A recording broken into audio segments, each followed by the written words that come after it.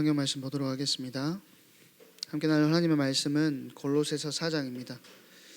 골로새서 4장 2절에서 4절까지라고 제가 전달을 했는데 2 절만 더 읽도록 하겠습니다. 6절까지 2절만 더 읽겠습니다. 골로새서 4장 2절에서 6절까지 말씀입니다. 우리 다 같이 합독하도록 하겠습니다. 기도를 계속하고 기도에 감사함으로 깨어 있으라. 또한 우리를 위하여 기도하되 하나님이 전도할 문을 우리에게 열어주사 그리스도의 비밀을 말하게 하시기를 구하라. 내가 이 일 때문에 매임을 당하였노라. 그리하면 내가 마땅히 할 말로써 이 비밀을 나타내리라. 외인에게 대해서는 지혜로 행하여 세월을 아끼라. 너희 말을 항상 은혜 가운데서 소금으로 맛을 냄과 같이 하라. 그리하면 각 사람에게 마땅히 대답할 것을 알리라. 아멘.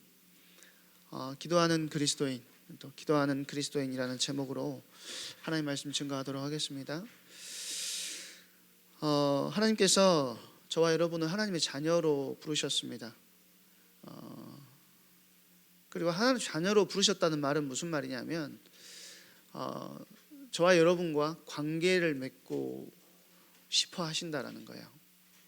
그러니까 예배를 통해서 우리가 하나님의 말씀을 듣지만 일방적인 말씀을 듣는 거는 일방적으로 듣는 거잖아요. 일방적인 소통이잖아요.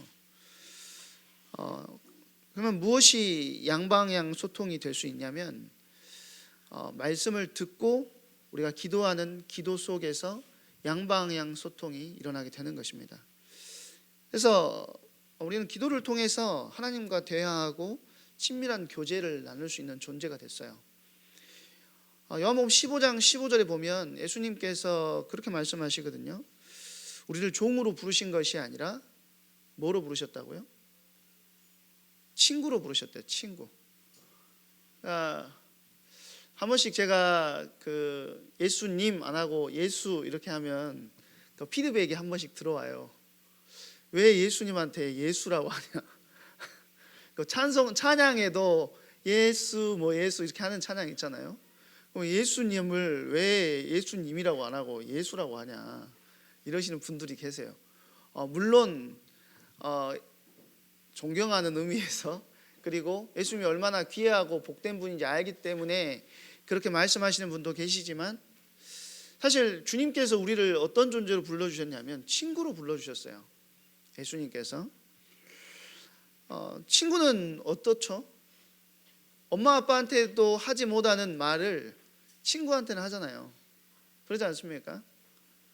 대화를 나누고 서로의 마음을 이해하는 존재, 그게 친구라는 거죠. 사실 기도는 그런 대화의 장이 기도라는 겁니다.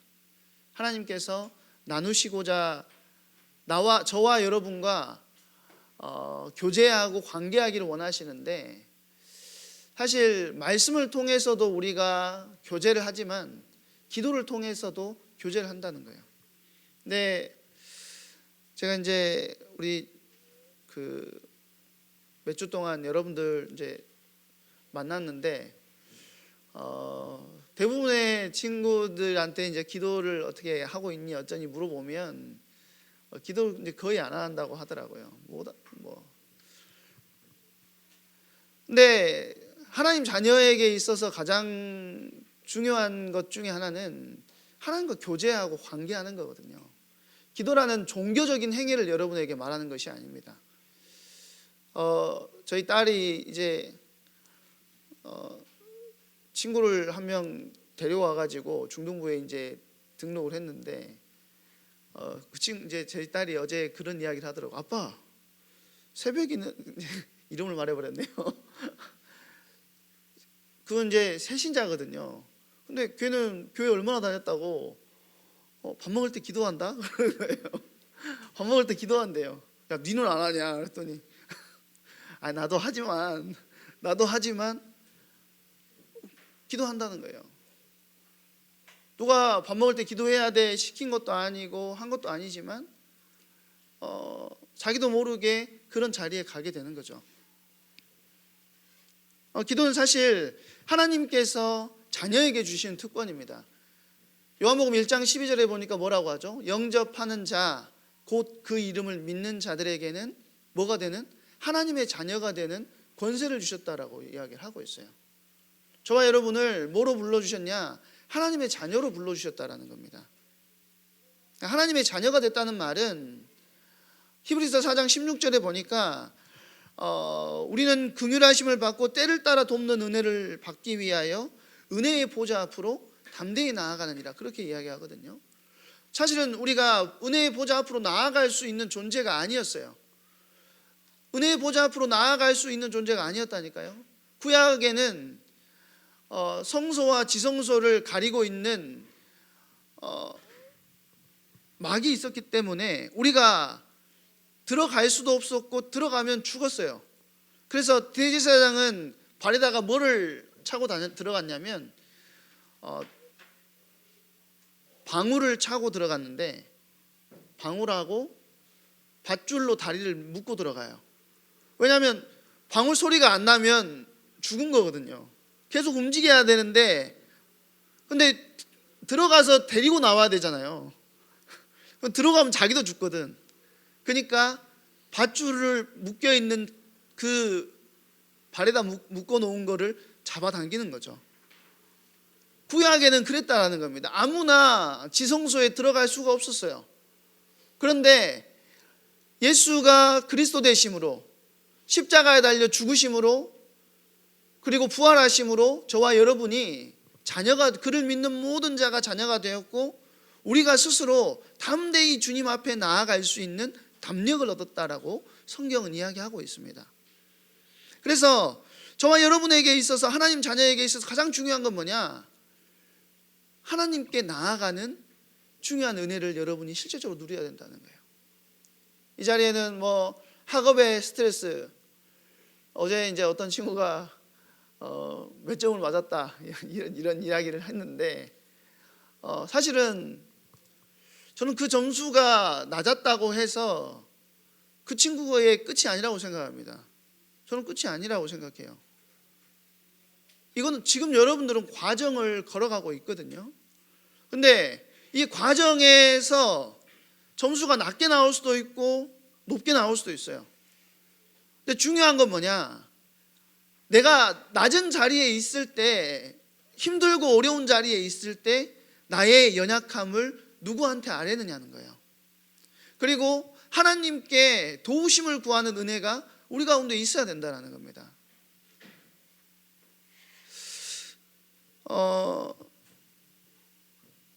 이 말은 하나님과 관계함을 통해서 하나님의 능력이, 보좌의 축복이 우리와 연결되어지는 역사를 우리가 체험해야 된다는 것이죠.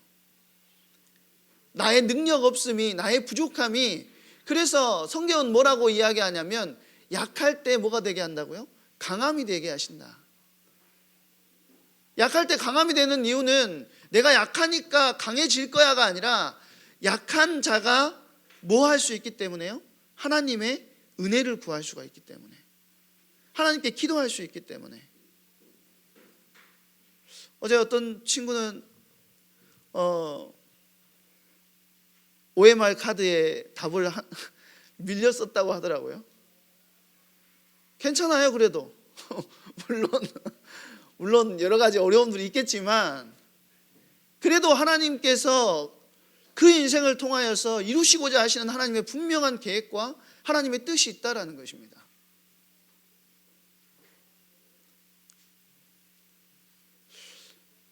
하나님은 우리가 자녀이기 때문에 항상 우리를 기다리세요. 이 말은 우리의 기도가 단순히 소원 빌기나 스트레스 해소나 종교적인 어떤 행위가 아니라 하나님과 인격적으로 교제하는 것이고, 하나님의 뜻을 따라서 우리의 마음과 간구를 하나님께 아뢰는 것이라는 거예요. 중요한 것은 뭐냐면 하나님의 뜻에 따라라는 겁니다. 하나님의 뜻에 따라. 우리는 기도하면서 뭐 할 때가 많냐면 이런 질문들을 많이 들어봤어요. 목사님, A라는 나라와 B라는 나라가 전쟁을 하는데 두 나라가 하나님을 다 믿어요. 하나님 우리나라가 이기게 해주세요. 하나님 우리나라가 이기게 해주세요. 기도하면 하나님이 누구 편 들어줘요? 이런 질문을 많이 들어봤습니다. 누구 편 들어주실까요? 누구 편 들어주세요? 만약에 재원이하고 하리하고 싸웠어요. 내가 하나님한테 기도하는 거예요. 하나님 제 편 들어주세요. 둘 다 내 편 들어달라고 하면 누구 편을 들어주시냐고 하나님이.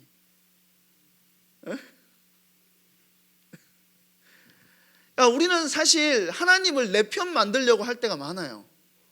하나님을 바꾸려고 해요. 하나님이 내 편 돼가지고 나를 나를 이거 해주시고 이것도 해주셔야죠. 이렇게 할 때가 많은데 오히려 기도를 통해서 하나님을 내 편으로 바꾸는 게 아니라 내가 하나님 편이 되게끔 하나님께서 우리를 바꿔 나가신다라는 것입니다. 그게 뭐냐면 하나님의 뜻이라는 거예요. 하나님의 뜻. 두 나라가 싸우고 있다면 하나님께서 어떤 나라 가운데 역사하시느냐? 하나님 편에 있는 자들에게 역사하신다라는 거예요. 하나님의 뜻을 알고 하나님의 계획을 알고 하나님의 인도하심 속에 있으려고 하는 자들을 하나님께서 들어 사용하신다라는 것이죠. 그래서 예수님도 마태복음 26장 39절에 보면 본인의 마음의 속뜻을 이야기합니다. 본인의 속뜻이 뭐냐면 할만하시어거든 이 잔을 내게서 지나가게 하소서. 그게 예수님의 심정이에요. 예수님이 십자가에 달리셨을 때 야 이거 얼마든지 나 할 수 있어 이게 아니라 이 잔을 내게서 지나가게 해달라고 하는 것이 예수님의 마음이라는 거예요. 너무 힘들고 아프고 고통스러우니까. 그리고 심지어는 하나님과 단절되기 때문에. 그런데 그 뒤에 뭐라고 기도하시냐면 나의 원대로 마시고 아버지의 원대로 하옵소서. 그렇게 기도하십니다. 그 속에서도 뭘 구하냐면 하나님의 뜻을 구한다라는 거죠. 그러니까 기도는 하나님을 바꾸려고 하는 것이 아니라 우리를 변화시키는 시간을 갖는 것이 기도라는 거예요.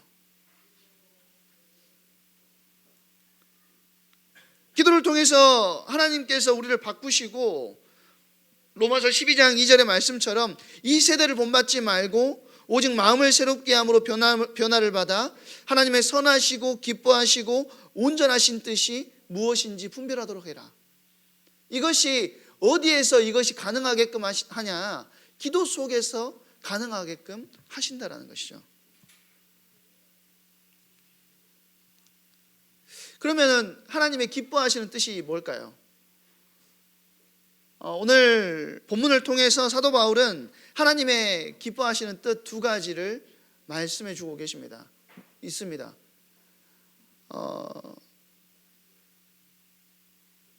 하나님의 기뻐하시는 뜻을 성경 전체에서 본다면 디모데전서 2장 3절에서 4절의 말씀일 거예요.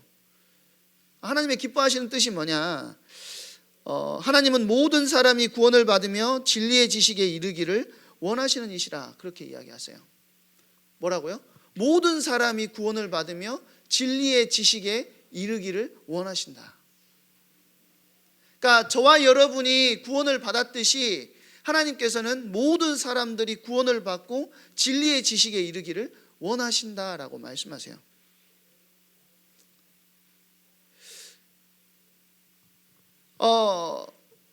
오늘 바울은 그 하나님의 뜻을 마음에 담고 골로새 교회에 편지를 쓰는데 두 가지를 부탁하고 있어요. 첫 번째는 뭐냐면 하나는 기도고 또 다른 하나는 뭐냐? 전도입니다. 기도와 전도예요. 오늘 본문에 목사님 전도라는 이야기가 1도 안 나왔는데요 라고 생각할 수 있어요. 근데 왜 전도인지, 왜 기도하라는 이야기는 있는데 전도하라는 이야기는 없잖아요. 왜 전도인지에 대해서 제가 오늘 말씀을 드리도록 하겠습니다. 구체적으로 살펴보면 5절에 나오는 명령은 5절에 뭐라고 이야기하죠? 외인에 대해서는 지혜로 행하여 세월을 아끼라 이렇게 말합니다. 지혜로 행하라인데 이것이 누구에게 대한 명령이냐면 외인에 대하여 주어진 명령이에요. 외인은 누구를 말합니까? 외인 누구 말할까요? 다른 사람을 말하는 것이 아니라 예수님을 믿지 않는 사람들을 이야기하는 거예요. 지금 그리스도 안에 있는 자들과 그리스도 밖에 있는 자들을 설명하고 있는데, 외인은 그리스도 밖에 있는 자들을 이야기하고 있다는 것입니다. 6절에는 각 사람, 즉 외인에 대해서 어떻게 은혜롭게 말할 것인지에 대해서 설명을 해주고 있어요. 또 2절에 나오는 명령, 기도를 계속하라, 역시 뭐하고 관련이 있냐면 외인과 관련이 있어요.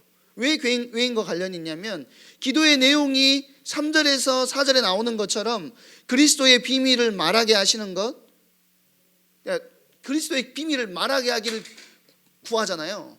근데 그 내용이 그건데, 이 내용이 그거라는 말은 무슨 말이냐면, 그리스도의 비밀을 누구에게 말하기 때문에요?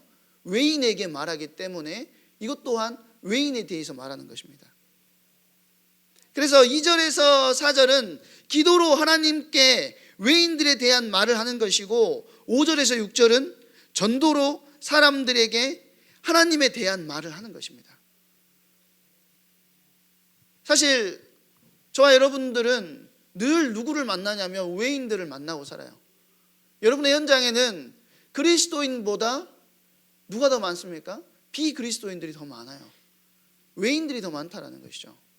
여러분의 현장 속에 여러분은 늘 외인들과 생활하고 외인들과 함께 하는데, 지금 그리스도인으로서 삶의 규범, 우리는 어떤 삶을 살아야 되는가에 대해서 오늘 본문에서 이야기를 하고 있다는 것입니다. 첫 번째 2절을 보면은요, 기도를 계속하고 감사함으로 깨어 있으라 이렇게 이야기하죠. 여기서 계속하라는 말은 지속적으로 멈추지 말고라는 뜻이에요. 그러니까 하나님은 우리가 그분의 자녀가 됐기 때문에 언제든지 하나님의 보좌 앞으로 담대히 나아갈 수 있는 특권을 주셨어요. 아까도 말씀드렸다시피 바울은 이 특권을 아는 사람이었기 때문에 감옥 속에서도, 지금 바울은 어디에 있냐? 감옥에 있거든요. 근데 감옥에서도 기도를 멈추지 않았고, 오히려 교회에게도 함께 기도해 달라고 부탁하고 있습니다. 이게 바울이 단순히 나를 위해서 기도해줘 이게 아니라, 복음이 전해지고 하나님의 나라가 확장되기 위해서 너희도 함께 기도로 싸워달라라고 부탁하는 것입니다. 그러면은 저와 여러분이 스스로에게 한번 질문을 해봐야 돼요. 나는 하나님께 기도할 수 있는 이 특권을 진짜 믿고 사용하고 있는가라는 거예요. 여러분에게 한번 질문해 보세요. 나는 하나님 기도하는 특권을 내가 사용하고 있나? 혹시 내가 문제 생길 때만 기도하고 있지는 않나? 여러분들 스스로에게 한번 질문해 봐야 된다는 거예요. 그러면서 3절에 보면 뭐라고 이야기하시죠? 하나님이 전도할 문을 우리에게 열어주사 이렇게 이야기하죠. 바울은 지금 복음 전도자를 위한 기도를 요청하고 있어요. 자신이 지금 감옥에 있어도 하나님의 복음이 멈추지 않게 해달라고 기도하는 것입니다. 바울은 지금 감옥에 갇혀 있는데도 불구하고 모든 초점이 어디에 맞춰져 있냐면 전도에 맞춰져 있다는 거예요. 그러니까 내가 너희를 위해서, 그러니까 바울이 골로새서 1장에 보면 골로새 성도들을 위해서 이렇게 기도하고 있어 라고 말하거든요. 내가 너희를 위해서 이렇게 기도했듯이 너희도 나를 위해서 기도해 주는데, 다른 거 놓고 기도하는 것이 아니라 복음 전할 전도의 문이 나에게 열려줄 수 있도록 기도해 줘 라고 이야기하고 있어요. 그러니까 복음의 문은 사실 우리가 만들 수 없습니다. 하나님께서 준비하시고 하나님께서 열어주셔야지 현장에서 복음 전할 수 있는 거예요. 그러니까 우리가 바울은 자기의 전도의 문을 열어달라고 성도들에게 부탁했지만, 사실 저와 여러분도 마찬가지라는 겁니다. 여러분의 현장 속에서 하나님께서 열어주시는 전도의 문을 두고 기도해야 된다는 거예요. 전도는 특별한 사람이 하는 게 아니에요. 대단하고 힘 있는 사람이 하는 것이 아닙니다. 모든 생명을 가지고 있는 자들이 생명을 전할 수 있는 자로 부름받았어요. 그래서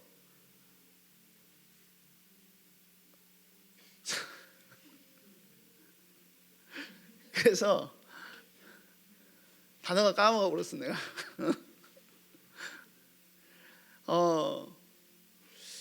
우리가 재밌는 영화를 보면 뭐 말하죠?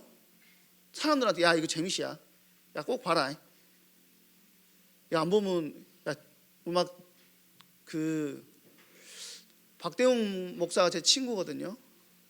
근데 이제 이 친구가 이제 친구라는 영화를 보고 왔어요. 20살 때 친구라는 영화를 봤는데 광주야. 그러는 거예요. 왜? 그랬더니 디저브레야. 그러는 거예요. 무엇이 디저브냐? 야 그거 꼭 봐야 돼. 꼭 봐야 돼. 그러니까 아내야 안 봐야. 그랬더니 야 내가 영화 그거 대신 내줄게. 같이 가자. 꼭 가서 보세요. 나는 안 보고 싶은데 귀찮은데 남포동에 나가야 되는데 부산에서 제가 있었던 데가 영도라서 나가려면 한 30분 걸려요. 버스 타고 나가야 돼. 너무 귀찮아. 근데 은혜를 너무 많이 받은 거야. 그 친구라는 영화에 고마해라 많이 묻다 이거에 계속 그거 막 따라하면서 같이 가자는 거예요. 그래서 어쩔 수 없이 갔는데 갔다 와가지고 저도 야 니도 와야 된다. 재밌으니까. 그때는 재밌었거든요. 복음 전하는 건 사실 이런 것과 같다는 거예요. 우리가 가지고 있는 생명, 이 구원의 감사와 기쁨이 우리를 통해서 전달될 수 있도록. 근데 이것이 내가 원하는 대로 열려지는 것이 아니기 때문에 전도의 문을 열어달라고 기도하는데 누구처럼요? 주의 사자가 빌립에게 누구를 붙여주셨냐면 에디오피아의 내시를 붙여주셨어요. 길을 가다가 누구를 만났냐면 수레를 타고 애굽으로 가고 있는 에디오피아 내시 간다게를 만나게 하신 것처럼 하나님은 우리에게 전도할 문을 열어주신다라는 것입니다. 우리와 함께 살고 있는 외인들, 그러니까 우리 친구들에게 복음의 문을 열어달라고, 전도의 문을 열어달라고 기도하는 것이 하나님께서 원하시는 기도라는 것이죠. 오랜 세월을 우리와 함께 있으면서도 우리를 통해서 한번 생각해 보세요. 여러분들 친구들 중에 분명히 누가 있죠? 불신자들이 있어요. 근데 여러분 복음을 가지고 있는 사람이 옆에 있는데도 불구하고 한 번도 복음을 들어보지 못했다면 그것만큼 얼마나 안타까운 일이 있을 수가 있겠습니까?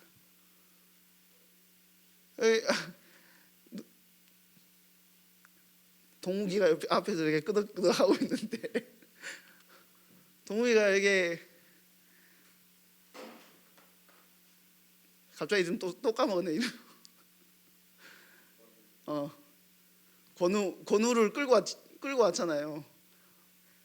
나 교회 다닌다고 얼마나 말했으면 권우가 궁금해가지고 야 네가 어디 교회 다니는지 궁금해가지고 같이 왔겠어요.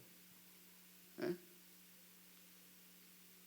근데 우리 안에는 내가 새신자든 교회를 오래 다녔던 그것과 상관없이 내 안에 하나님께서 주시는 은혜가 넘쳐나게 되면, 하나님께서 전도의 문을 열어주시면 하나님의 일들을 진행할 수 있는 은혜를 허락하신다라는 것이죠.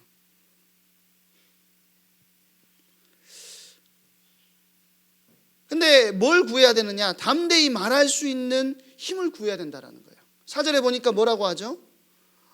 마땅히 할 말로 그것을 나타내게 하려 함이라.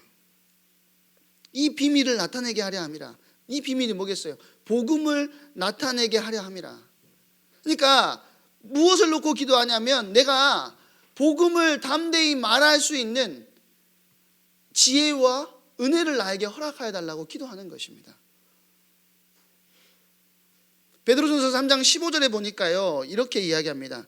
너희 마음에 그리스도를 주로 삼아 거룩하게 하고 너희 속에 소망에 관한 이유를 묻는 자에게는 대답할 것을 항상 준비하되 온유와 두려움으로 하라.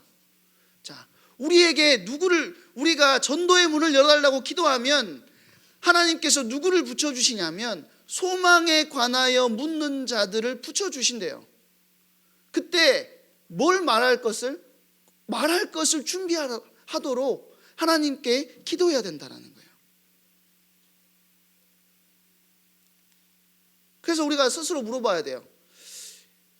주님이 나한테 전도의 문을 열어주셨을 때, 야 예수님이 누구야? 야 예수가 누구야? 물어봤을 때 내가 담대히 말할 수 있는 복음의 내용이 나에게 준비되어 있느냐 그렇지 않느냐 여러분들 스스로 물어봐야 된다니까요. 예일교회에서 잔뼈가 굵잖아요 여러분들. 예? 어려서부터 막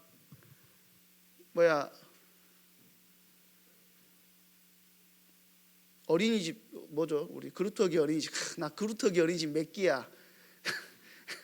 몇 기 막 이렇게 이야기 하던데, 예?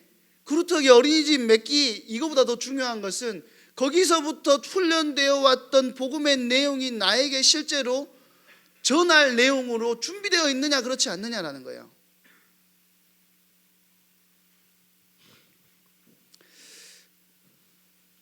기회가 있을 때 담대히 말할 수 있는 은혜. 시간이 많이 갔기 때문에 빨리빨리 하겠습니다. 외인을 향한 우리의 삶의 자세는 5절과 6절에서 이야기하는데요, 외인에 대해서는 지혜로 행하며 세월을 아끼라라고 이야기를 합니다. 지혜 가운데 행하라고 말할 때 지혜는 오직 그리스도 안에서 발견되는 참된 지혜를 말하는 거예요. 골로새서 2장 3절에 보니까 그리스도 안에 모든 지혜 모든 지식의 보화가 감추어져 있다라고 이야기를 하고 있습니다. 그 지혜를 말하는 것이죠. 그러니까 그리스도의 말씀이 우리 가운데 풍성히 거할 때 우리는 모든 지혜로 가르치고 권면할 수 있게 된다라는 거예요. 그렇기 때문에 외인 앞에서 그리스도인의 삶은 세상의 기준, 그들의 기준을 뛰어넘어야 초월해야 된다라는 거예요. 이거는 구원의 내용에 대해서 이야기하는 것이 아닙니다. 율법적인 말을 하는 게 아니야. 그 말을 하는 게 아니에요. 우리가 복음을 전하려면 그들의 기준보다는 높아야 된다는 거예요. 왜요? 그들은 우리를 보면서 우리가 전하는 복음의 기준을 판단하기 때문이라는 거예요. 무슨 말인지 아시겠죠? 이것이 우리가 이런 행동을 해야지 구원을 받는다 이런 개념이 아니라 우리 자체가, 여러분 얼굴이 뭐냐? 전도지예요. 전도지. 여러분 얼굴이 전도지예요. 전도지 주면서 예수님 믿으세요 이게 아니라 여러분의 행동, 여러분의 말, 여러분의 모습을 보면서 사람들이 뭘 믿느냐? 내가 전한 복음의 힘과 능력을 믿는 거예요.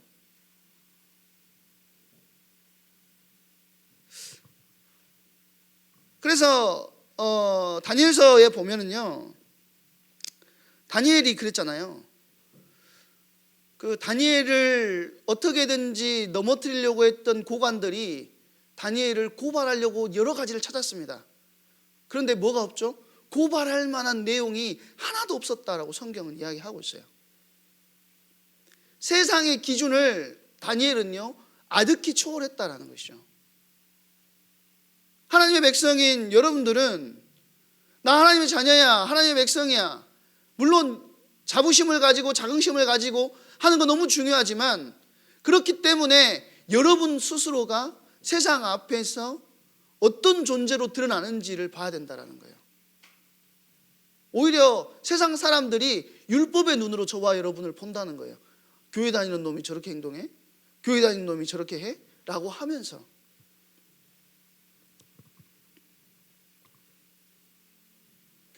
그래서 그리스도를 나타내는데 도리어 방해가 되는 행동에서 벗어나야 된다는 것이죠.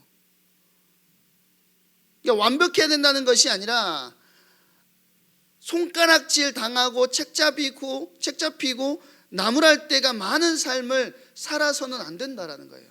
하나님의 자녀는 왜? 저와 여러분이 뭐기 때문에요?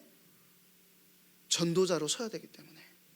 복음의 내용을 드러내는 자로 서야 되기 때문에. 특히 바울은 뭐라고 이야기하냐면 세월을 아끼라고 말합니다. 에베소에 쓴 편지에는 세월을 아끼라라는 말 뒤에 뭐가 나오죠? 때가 악하니라, 그렇게 이야기를 하고 있어요. 그러니까 세상에 휩쓸려 살지 말라는 거예요. 오직 새 사람, 그리스도로 옷 입고 새 사람의 행위를 그리스도의 능력으로 드러내라는 것입니다. 그러니까 전도의 문은 영원히 열려 있지 않다라는 거예요. 하나님께서 열어주시는 그 문이 언제 닫힐지 모르기 때문에 하루하루 매 시간 복음을 드러내는 삶을 살고 열심히 그리스도를 삶으로 드러내는 주역으로 우리가 쓰임받아야 된다는 것이죠.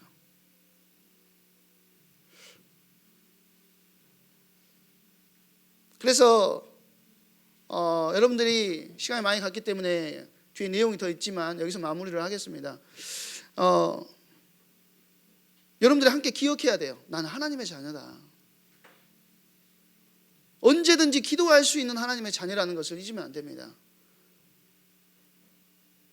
뿐만 아니라 복음은 기도로 준비되고 삶과 말로 전해진다는 사실을 우리가 기억해야 돼요. 또 마지막으로 기억할 것은 뭐냐면 외인에게는 지혜롭고 은혜롭게 다가가야 된다는 거예요. 하나님께서 저와 여러분을 그런 일들을 하기 위해서 부르셨어요. 이번 한 주 여러분의 삶의 자리에서 하나님의 은혜를 실제적으로 확인하고 현장에 주역으로 쓰임받는 응답의 한 주 되시기를 주님의 이름으로 축원드립니다. 이 시간에 같이 찬양했으면 좋겠는데요. 사람을 살리는 노래라는 찬양입니다. 주님께서 우리를 이 땅 가운데 부르신 이유, 주님께서 우리를 이 땅 가운데 세우신 목적은 생명을 살리고 생명을 구원하는 그 일에 초점이 맞춰져 있습니다. 하나님, 내 인생이 그 주님께서 원하시는 생명 살리는 일에 초점 맞춰서 움직일 수 있도록 나를 사용하시고 나를 이끄시고 인도하여 주시옵소서. 우리 기도하는 마음으로 사람을 살리는 노래 찬양하시면서 준비하신 예물 하나님께 드리도록 하겠습니다.